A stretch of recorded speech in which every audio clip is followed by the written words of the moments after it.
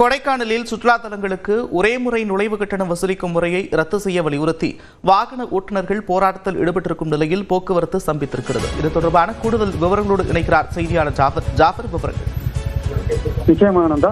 திண்டுக்கல் மாவட்டம் கொடைக்கானல் வனத்துறை கட்டுப்பாட்டில் உள்ள சுற்றுலா தலங்களுக்குள் செல்வதற்கு முறை நுழைவு கட்டணம் மற்றும் QR கோடு மூலம் வசூல் செய்வதை நீக்க வேண்டும் என சுற்றுலா தலங்களின் நுழைவு வாயில் பகுதி மற்றும் பாம்பார்புரம் உள்ளிட்ட பகுதிகளில் காலை 7 மணி முதல் சுமார் 2000க்கும் மேற்பட்ட சுற்றுலா வாகன ஓட்டிகள் தொடர்ந்து சாலையின் குறுக்கே தங்களது வாகனங்களை நிறுத்தி போராட்டத்தில் ஈடுபட்டு வந்தனர்.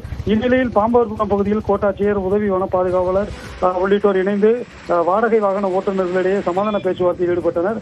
இந்த பேச்சுவார்த்தையில் உடன்படிக்கை ஏற்படாததால் சுற்றுலா வாகன ஓட்டிகள் இறுதி வரை தங்களது கோரிக்கை நிறைவேறும் வரை போராட்டத்தில் ஈடுபடுவதாக கூறி சுமார் 2000க்கும் மேற்பட்ட சுற்றுலா வாகன ஓட்டிகள் பிரதான சாலையான மூஞ்சிக்கல் பகுதியில் சாலையில் அமர்ந்து சாலை மறியல் போராட்டத்தில் ஈடுபடுவதால் சாலையின் இருபுறங்களிலும் சுற்றுலா உள்ளூர் பொதுமக்களின் வாகனங்கள் ஏராளமாக அணிவகுத்து காத்து நிற்கின்றனர். இதனால் சுற்றுலா பயணிகளும் பொதுமக்களும் பெரும் அவதியடைந்துள்ளனர். தற்போது மாவட்ட வன அலுவலர் நேரில் வந்து சுற்றுலா வாகன ஓட்டுநர்களிடையே சமாதான பேச்சுவார்த்தை நடத்தி வருவதும் குறிப்பிடத்தக்கது.